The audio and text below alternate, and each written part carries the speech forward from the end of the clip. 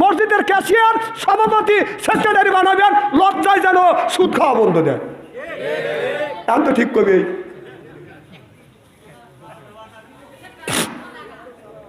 না না, সুদ খাবেন কে? আল্লাহ তো সুদ খাওয়া নিষেধ করছে। আল্লাহ তা করলো, সুদ তো খাওয়া দূরের কথা, দাঁড়ের কাছেও যায় না। কোন জ্ঞানে, কোন বিবেকে আপনি সুদ খান?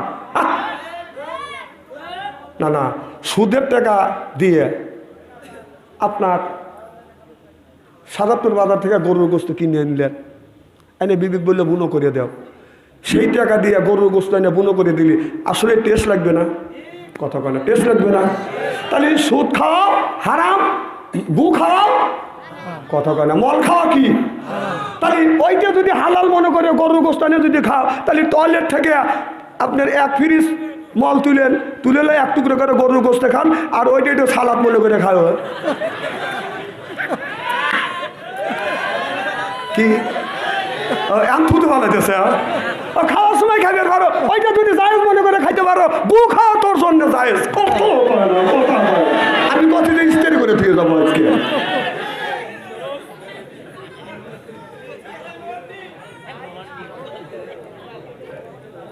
আর চা লাগবে না।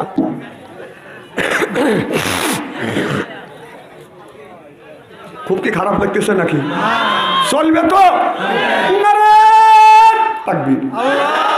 আচ্ছা, আপনি আমার উপরে রাগ করেন কে? আল্লাহ সুদ খাওয়া নিষেধ করছে, এই দিন আমি বলতেছি। আল্লাহ যদি না বলতো আমি জীবনে বলতাম না। তাই আল্লাহর উপরে রাগ করেন না, আমার উপরে চোখ বড় বড় করতেছেন কে?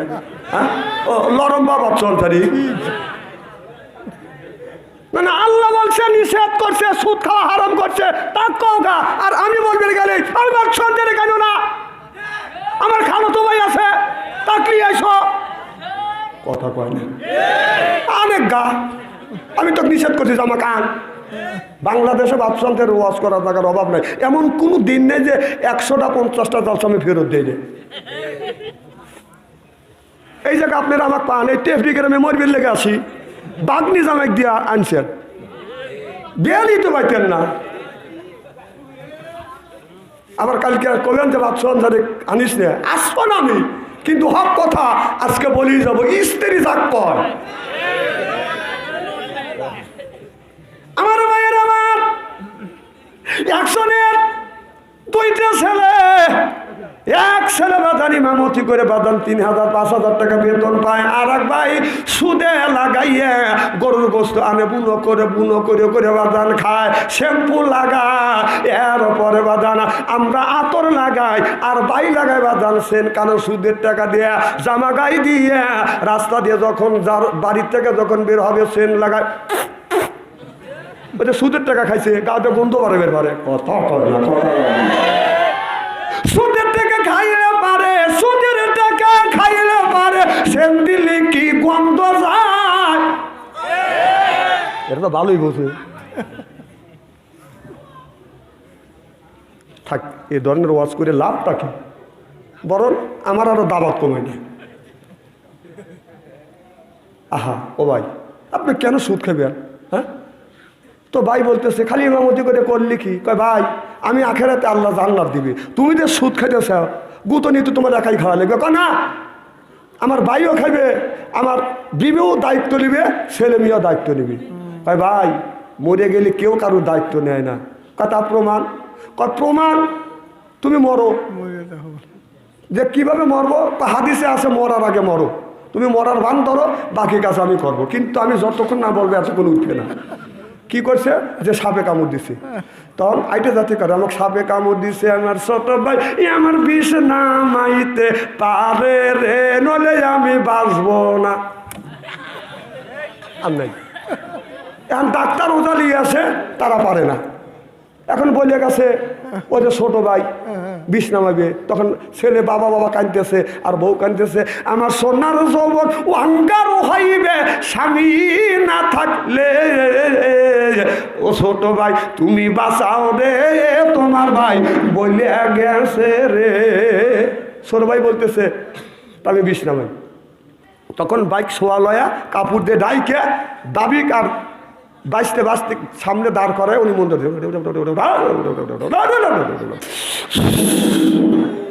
ফু দিছে এবং ওইটা ভাই আহা ভাবি বিষ আমার হাতে উঠে গেছে ব্যথা, ব্যথা আমার হাতে উঠে গেছে, ভাই আমার বাচ্চা দেবে। তবে এই ব্যথাটা বড় বাচ্চার গানে দেবো, বড় বাচ্চা তোমার গানে দেবো, দিলে পরে তোমার আব্বা বাঁচে যাবে। তবে তুমি মরতেও পারো, বাঁচতেও পারো, কিন্তু মরার সম্ভাবনা বেশি। আমি বড় ছেলে কইতেছে বাপ মরছে, বাপই মরে থাক, নতুন করে আমি মরবে চাই না। ওই লোকটা শুনতেছে না কথা, কেন ওই সুৎকর শুনতেছে না, বড়টা উঠে দৌড়। তখন বিষ নিয়ে করতে ছোটটা বলতেছে তোর বাড়িতে চলে গেছে, আর তোর গায়ে বিষ দেবো, বিষ দিলে তোর আব্বা বাঁচবে, তুই মরে যাবি, তুই বাঁচতেও পারিস মরতেও পারিস, তো মরার সম্ভাবনা বেশি। কি বড় ভাই বিষ না, আমি আবার বিষ নেবো নাকি? ও দৌড় আর করলে। এদিকে ভাবি চুল বাইরে বাইরে কানতেছে, আমার সোনার সবন অঙ্গার হইল স্বামী সারা দে, আমার সোনার জৈবন অঙ্গার হইবে স্বামী সারা দে, স্বামী না পাই তোমারে জীবন যাবে বিফলে। দেওয়ার বলতেছে না তোমার জীবন বিফলে যাবে না, এই যে ব্যথা তুলছি, এই ব্যথা এখন যদি তোমার গায়ে ছেড়ে দেয় আমার ভাই ভালো আসবে, আর তুমি বাঁচতেও পারো মরতেও পারো, তবে মরার সম্ভাবনা বেশি। ভাবি লাভ দিয়ে উঠে কয় যে বিষ আমি তোর বাড়ির সাথে বিয়ে বসি, এই বিষ তুলবার লেগে নাকি? তখন স্বামী লাভ দিয়ে উঠে চুল বাইরে ধরছে, ধরে শোয়াইছে, কি একটু আগে কি বললে এখন কি বললি? কি ভাই কি মরা গেলে কবরের মধ্যে যে আপনি সুদ আর ঘুষ খাইলেন, গুতনি খাওয়ার সময় আপনার খাওয়া লাগবে, আপনার বউ, আপনার ছেলে, আপনার মেয়ে সুদের গুতনি খাবে না, খালি আপনারই খাওয়া লাগবে। কথা কর, কথা কর, আর সুদ খাওয়া না খাওয়া আপনার ব্যাপার।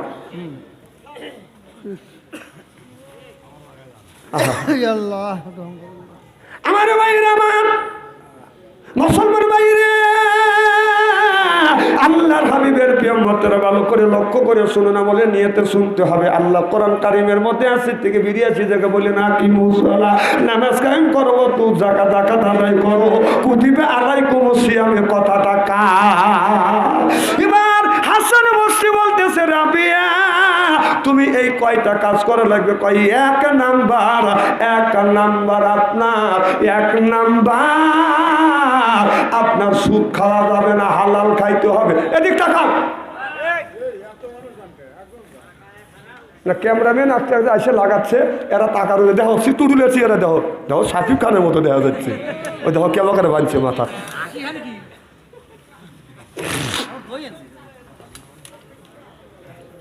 হ্যাঁ দেখো আমি ওয়াশ পরেই করি, দেখ দেখ টাকা দেখ,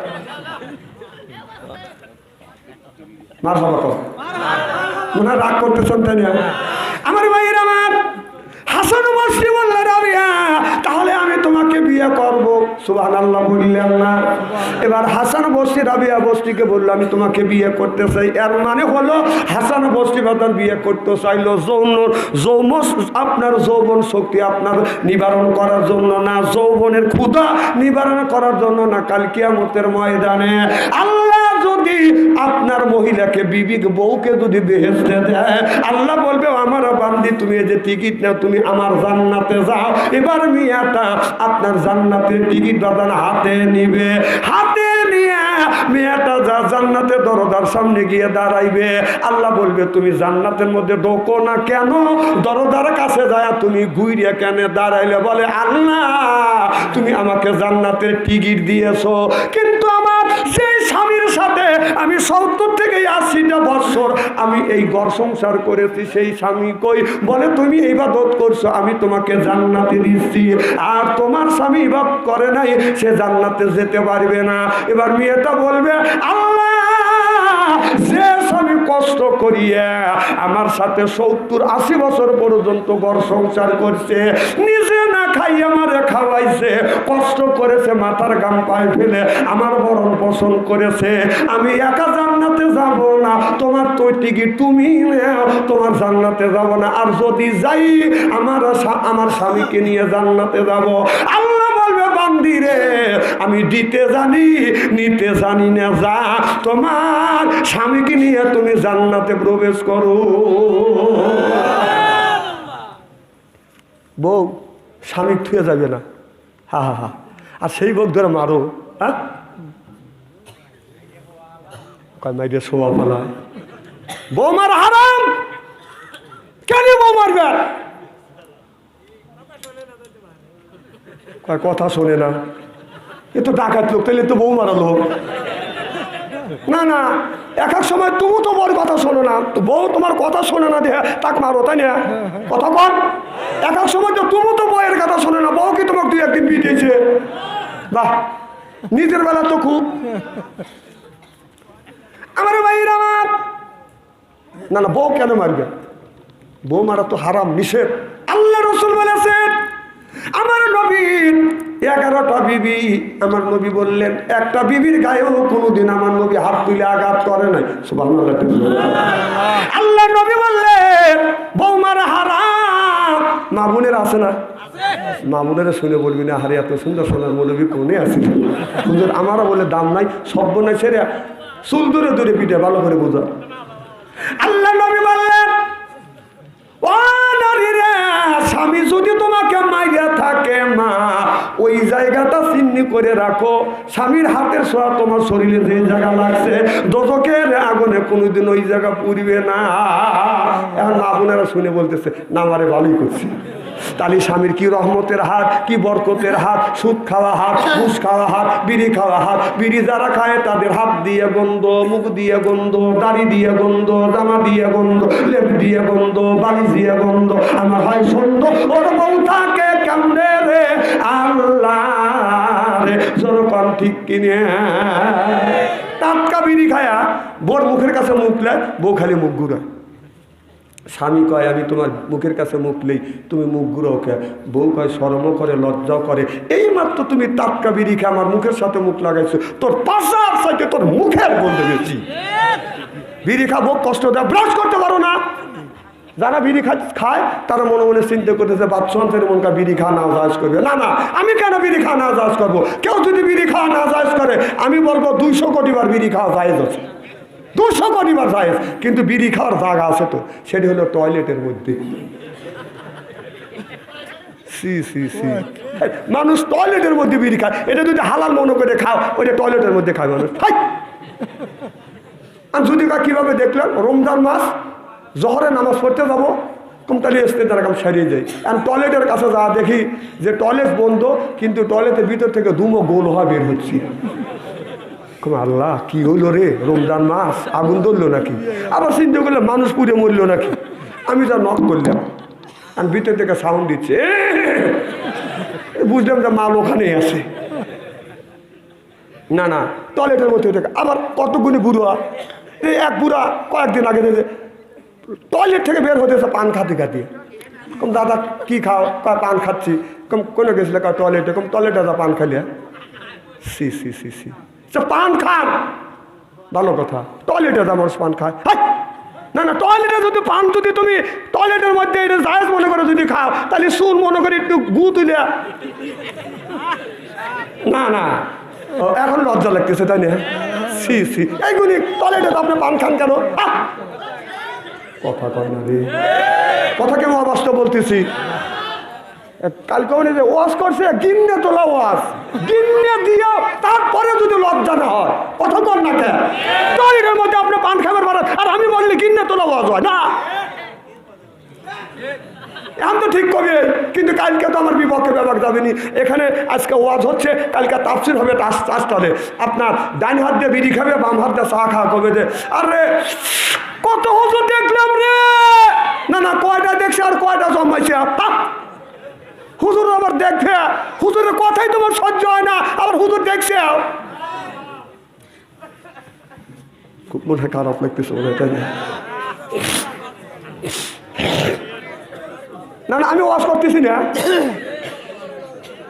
হায় রে আল্লাহ রে, এটাকে ওয়াজ না।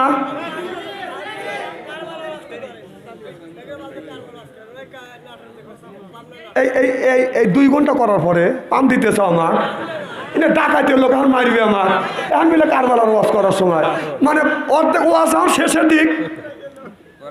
মার হবা কর আমার মায়ের আমার হাসান বললেন রাবিয়া আমি তোমাকে বিয়ে করতে চাই। রাবিয়া বস্তি বলল, হুজুর আমি আপনাকে বিয়ে করতে পারি, তবে আমার 4টা চিন্তা আছে আমার মাথার ভিতরে। আমার 4টা চিন্তা যদি তুমি দূর করে দিতে পারো ও হুজুর আমি আপনাকে বিয়ে করব। বলে তোমার কি টেনশন? বলে আমার টেনশন হলো আমি যেদিন মারা যাব, মানুষ যেদিন মারা যাবে, লা ইলাহা ইল্লাল্লাহ কলমা যদি জবান থেকে উচ্চারিত হয় ওই লোকটা জান্নাতি হবে, আর কলমা যদি উচ্চারিত না হয় লোকটা আপনার জাহান্নামী হবে। আল্লাহ নবী বলেছেন এই জন্যই মানুষ যখন মরণপূর্ণ অবস্থায় যখন পড়ে যায়, মরণের শয্যায় সজ্জিত হয়, ওখানে যাই আপনি কলমা আপনার কোরআন তার পাশে পড়ার চাইতে আপনি তার কানের কাছে যাইয়া এই কলমাটা আপনি শুনাইয়া দেন, লা ইলাহা ইল্লাল্লাহু মুহাম্মাদুর রাসূলুল্লাহ, লা ইলাহা ইল্লাল্লাহু মুহাম্মাদুর রাসূলুল্লাহ। অনেক মানুষ যখন মরে যায় দেখ পাইতেছে, তখন আর একজন কানে কয় চাচা কয় লা ইলাহা ইল্লাল্লাহ, ও দেখ পাবে না ইল্লাল্লাহ কবি, হ্যাঁ আরো তুমি আজব দিবি লেগে গেছো তাই না? ও বুজুর্গ হাঁটছে, হ্যাঁ উনি দেখ পাইতেছে মরার লেগে, উনি কোথায় কাকা ক লা ইলাহা ইল্লাল্লাহ ক। আমার মনে হয় ওকে টাইনিয়ে নিয়ে ফাঁকে নিয়ে পাইয়ে ভালো দিয়া ও ক লাগবে যে তুই ক লা ইলাহা ইল্লাল্লাহ, হ্যাঁ ও জান মারা যাইতেছে ওখানে কাকা কও, কাকা না কোরআন শরীফও পড়া লাগবে না, কানের কাছে যা খালি কলমাটা স্মরণ করা দিবে, ওই ফাঁকে যদি ও মুখস্থ ও বলে যদি ফেলে তাহলে আল্লাহ নাজাত দিবে। সুবহানাল্লাহ। আমার কথা কি বুঝতেছেন নাকি? না না, কথা তো আমার করা হয়ে যাচ্ছে। আমার ভাই আমার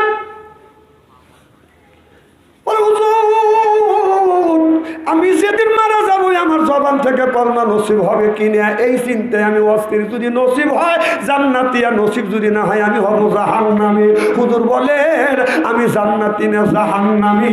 হাসান বসরি এই কথা শুনে বাদাম চোখের পানি ফেলে ফেলে কান্দে। রাবিয়া বসরি বলে হুজুর কেন কান্দেন? আমি আপনাকে আমার আচরণে ব্যবহারে কষ্ট পাইছে। হুজুর বলে না না আমি কষ্ট পাইনি, বরং তোমার কথাই আমার অন্তর চোখ খুলিয়ে গেছে। যখন আমার মরণের চিন্তা মনে হয় আল্লাহ কখন কোন অবস্থায় মারা যাব, আমার জবান থেকে কলমা নসিব হবে কি হবে না, যদি হয় জান্নাতি না হলে হব জাহান্নামী। এই চিন্তা সারা রাত আমার ঘুম হয় না, চিল্লে কলমার হওয়া।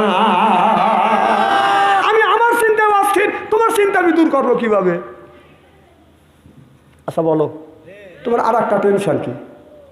বলো হুজুর আমার আর একটা টেনশন হলো, হুজুর মানুষ যেদিন মারা যাবে কবরের মধ্যে প্রশ্ন করবে কয়টা? আরো জোরে এদিক তাকান, জোরে কান কয়টা? লোক দেখেন কয়টা? আরো জোরে, জোর হইল না, জোরছে বলুন। এরা ভাবছে যে মুখস্থ করে রাখছে কবরের মধ্যে, ফেরেশতা যখন আসবে গটগট করে হিসেব দিয়ে দেবো।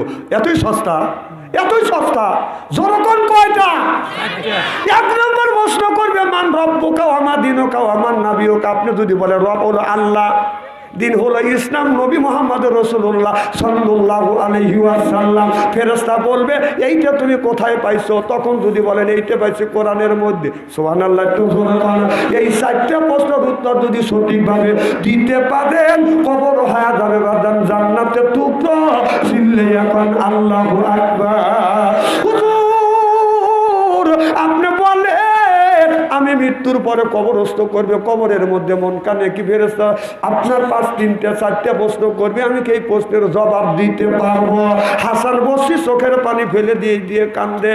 রাবিয়া বলে হুজুর কেন আপনি কান্দেন? আপনি কি আমার কথায় আচরণে কষ্ট পাইছেন?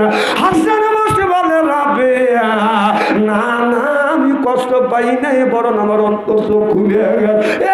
রাবিয়া আমি যখন নামাজ পড়ে বিছানায় ঘুমোতে যাই ডাইন কাতে, আপনারা যখন বিছানায় বালিশ দিয়ে ডাইন হাত মাথার নিচে নিয়ে যখন চিন্তা করি আল্লাহ আমি হাসান বসরি একদিন মারা যাবো, আল্লাহ মৃত্যুর পরে আমি হাসান বসতে আমাকে কবরের মধ্যে রাখবে।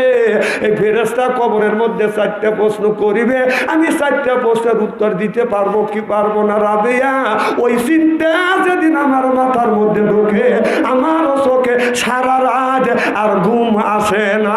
সিল্লাখন আল্লাহু আকবার। আর আমাদের চিন্তা, আমাদের যুবকরা বাঁশের মতো কানের মধ্যে দেয়,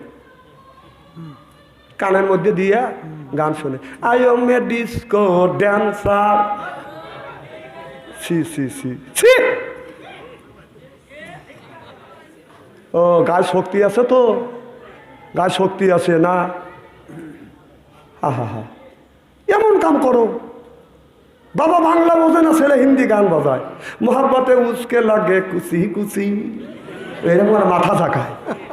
তোর বাপ বাংলা বোঝে না, হিন্দি বাজে, আমার মাথা ঝাঁকায়। জিজ্ঞেস করে ভাই, মোহাব্বতে উসকে লাগে কুচি কুচি, কি বুঝলি? হুজুর কিছু বুঝি না, কিন্তু ভালো লাগে তাই। দেখেন না, এই বক্স বাজাইতেছে, সাল বল লট করে হাইটে যাও, ওখানে যাই, এবার ড্যান্স দেয়। এই পাগল, এইরকম পাগল হয়েছে। সি সি সি। আবার একদিনে কি এত ওয়াজ করা যায়? হালাল বিয়ে হারাম করে। হাজির বাড়ি হাজির নাতিনের বিয়ে হয়, হাজি গায়ে আলতা নিয়ে আসে মসজিদে, যে গায়ে আলতা কে? জানো না আমার নাতনির বিয়ে আলতা দিচ্ছি, সবার দাঁত তুলে বলাই জানোয়ার। তো খাজি কয় কে? তোর নাতনি বিয়ে হয়, তোর গায়ে আলতা দেয়, তুই একটা বার নিষেধ করে। তোর বাড়ি বক্স বাজে, ছেলের বাড়ি হলো ওই পুরাতন টেপি, পুরান টেপি, আর মেয়ের বাড়ি হলো হ্যাঁ বা ওই টেপি। 2 বাড়ি বক্স আনে। কয় বাড়ি? ছেলের বাড়ির বক্স মেয়ের বাড়ি মিলে দেয়, মেয়ের বাড়ির বক্স ছেলের বাড়ি দেয়, 2 মুড়ে বেড়ে খায়। এই ছেলের বাড়ির বক্স বসতেছে, একটু পারে আসতিস মেয়ের বাড়ি নিয়ে তুমি কি করবে? কি করবে তুই জানিস না? আচ্ছা, এখন বল, এই যে এদিক তাকান, এই পুরান টেপির ছেলে আর ওটা কি টেপি বা ওই টেপির হলো মেয়া, 100 জন বড় যাত্রী যাবে। সে একটা গরু জবাই করছে, 5 মণ দুধের দই বসাইছে। ওই যে মুখ চুটকাইতেছে রে, হ্যাঁ রে, ওয়াজ করতেছি। এখন ওই ছেলেটা যদি না যাইয়া যদি পালা যায়, ছেলের বাবা যদি যা বলে আমার ছেলে আসে নাই, পালাইছে, আর বড় যাত্রী নিয়ে আইছি, খাবার দেও, এরপরে খুঁজে ছেলেকে নিয়ে আসে বিয়ে পড়া নিয়ে যাব, আপনারা বলুন মেয়ের পক্ষ থেকে খাইবার দিবে না লাঠি ধরবে? কথা কয় না, বের হয়। তাহলে বোঝা গেল আপনার বরের ওসিলা করে, আপনার ওই বরের ওসিলা করে বাদান 100 জন বড় যাত্রী খাচ্ছে, আপনার বাড়ির আশেপাশের মানুষ খাচ্ছে, আত্মস্বজন খাচ্ছে, বাড়ির কুত্ত বিলেও বাদান খাচ্ছে। কুত্ত বিলে কিভাবে খায়? হাতে কাটাগুনি কুত্ত বিলে খায় না? কথা কয় না।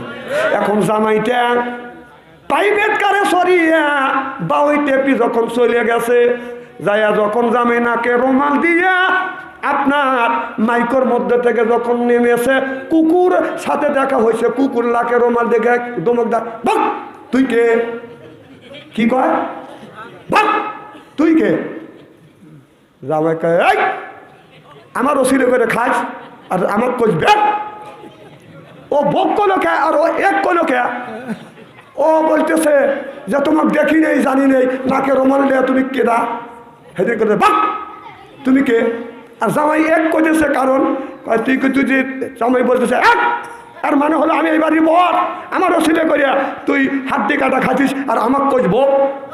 কথা কয়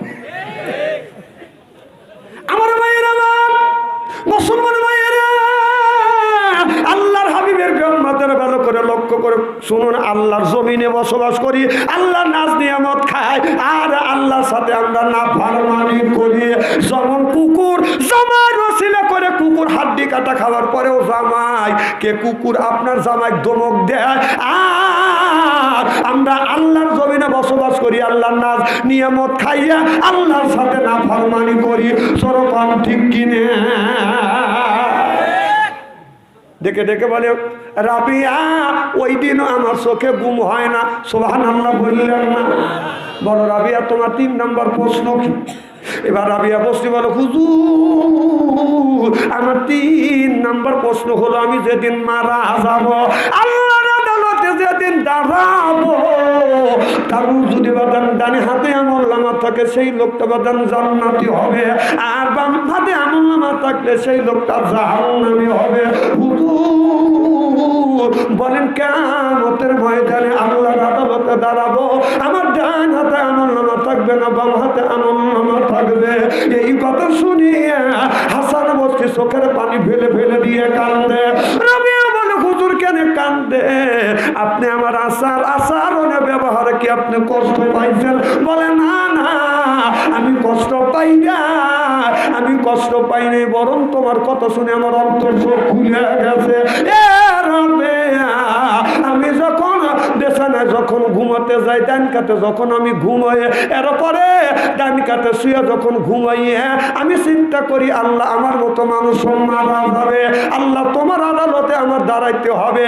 আমার হাতে যদি ডান হাতে আমলনামা থাকে আমি জান্নাতি, বাম হাতে আমলনামা থাকলে আমি জাহান্নামী। এই চিন্তা যখন আমার হয়, ওই দিন রাত্রেও আমার চোখে ঘুম হয় না।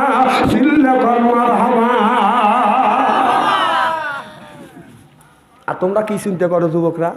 হ্যাঁ, প্রেম করতে করতে প্রেমের সেঞ্চুরি করছে, মোবাইলের মধ্যে 8টা প্রেম করছে, 8টা প্রেম 8টাই বিয়ে, বিয়ে করছে, বাসর ঘরে যায় ওইটা হয়েছে 9টা। বাসর ঘরে যাইয়া আপনার বিবির সাইডটা অঙ্গে যদি বাদাম চুমো দেয়, খুব বালাদি খাতনি, খুব বালাদি ইয়াদি, খুব বালাদি রেজবি, খুব বালাদি আয়না আইনি, বিবির সাইডটা অঙ্গে চুমো দিয়া 2 জন যদি 2 রাকাত নামাজ পড়িয়া আল্লাহর কাছে হাত তুলে যদি মোনাজাত করে, আল্লাহ আমাদের মোনাজাত কবুল করো, স্বামী স্ত্রীর জীবনের শুরু থেকে বাসর ঘরের আগ পর্যন্ত সগীরা গুনাহ আল্লাহ মাফ করে দেয়। সরকার আল্লাহু আকবার। আহা, ওই যুবকটা বাসর ঘরে যাইয়া ওই আমল করা বাদ দিয়ে গান গায়, বিবি আমি ঠকি নাই, আমি ঠকি নাই রে। বউ কয় ব্যাপার কি? হ্যাঁ, এই বাসর ঘরের মধ্যে আমরা আমল করবো আর তুমি গান গাও। বিবি কয় আজকে আমার সাথে সুখী মানুষ আল্লাহর জমিনে নাই, 8টা ঠকাইছি, আমি জিতে গেছি। কি হয়েছে? তখন স্বামী বলতে, বিবি আমি ঠকি নাই, আমি ঠকি নাই রে, তুমি আমার 9 নাম্বার বিবি রে। আমার আগে 8টা কত দিয়ে 9টা। বউ খাটের উপর থেকে দাবাস করে পড়ে গেছে। স্বামী কয় তুমি পড়লে কে? বউ এখন কয় আল্লাহ অল্পের চাইতে কানের বগল দিয়ে আমার বাঁচাইছে। জামাই কয় বুঝলাম না। তখন বউ বলতেছে, স্বামী আমি ঠকি নাই, আমি ঠকি নাই রে। স্বামী কাকে রে এবার পাল্টাও বাবা বিচকে। বউ কয় স্বামী আমি ঠকি নাই, আমি ঠকি নাই রে, তুমি আমার 10 নাম্বার স্বামী রে। তাই আমার আগে 9 টাকা তোক দিয়ে 10টা। তুমি যদি একজনের মেয়েকে যদি ঠকাও, আর ঠকা যদি আসো, বাসর করে যাইয়া চিন্তা করবি আমি 9টা ঠকাইছি, যেটা পাইছি এইটা সলিড।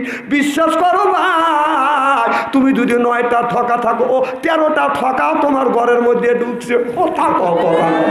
এই কথাটা আল্লাহ বলেছে, আল খবিসাতু লিল খবিসা ওয়াল খবিসুনা লিল খবিসা। সুবহানাল্লাহ বললেন না? সূরা নূরের মধ্যে বলতেছে খবিস মার্কা বইয়ের ভাগ্যে খবিস মার্কা ছেলে মিলবে, আর খবিস মার্কা ছেলের ভাগ্যে খবিস মার্কা বউ মিলবে। এখন তো ঠিক কবি, হ্যাঁ, মানে একে বানায় না কথা বলতেছিস।